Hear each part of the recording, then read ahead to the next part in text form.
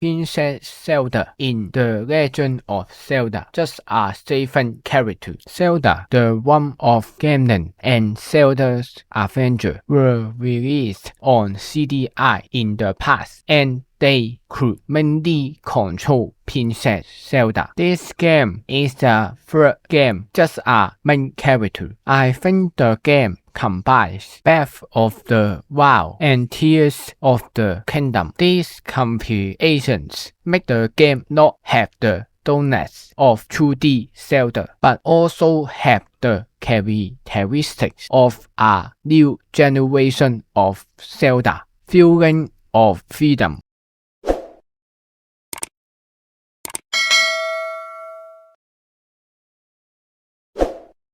The character setting of the game is based on Dreaming Island, and the story and subsequent development are different from Dreaming Island. The game begins with Link heading to the cave in order to save Princess Zelda. After defeating the mastermind, his weapon slammed into the cave and created a rift. Link also slammed here, and when he was completely slammed with, he used his bow and arrow to smash the crystal, imprisoning Princess Zelda. In the end, Princess Zelda successfully destroyed the crystal and regained her freedom. Afterward, she obtained the clock whereby Link and returned to Hyrule Castle. She told the people in the city and the King of Hyrule about the incident. In the process, the rift enlarged and swallowed the king and his minister, producing copies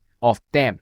The king said that Princess Zelda was the murderer who made the rift and asked the soldiers to imprison her. During the imprisonment, she got Cody's help and gave her the Torii Road and creative echo and successfully escaped. It was finally decided to end the rift anywhere in order to return King Hyrule to normal. The game begins here. The player mainly controls Princess Zelda and uses the tri-rod to imitate objects and monsters. When an item is first discovered in a place, you can copy it by remembering it. When you defeat a monster, you can remember it if you defeat it for the first time, and you can copy it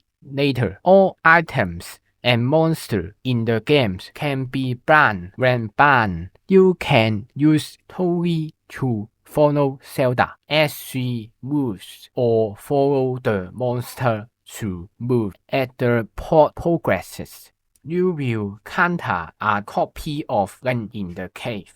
You can defeat him to obey the plot he used and transform into him, then be able to use his tools to fight. The entire area of Hyrule can be explored after passing the prologue. You can mark these pages on the map and fast travel these maps. In it, you can carry outside tasks and collect items, as well as rifts that are not accessible in the mainline. In summary, this game has echo that makes the game not just fit in the traditional Zelda level mode, but when it comes to later levels, the pattern gradually repeats, and there is not such non-fulfilling. The story is relatively simple. It's just huge works effect when be produced. When Zelda becomes the protagonist of the story, games all have some shortcomings which affect gameplay. First, when there are too many echoes, the game interface does not have shortcut keys for storing echo. When there are too many items, the search process becomes more complicated.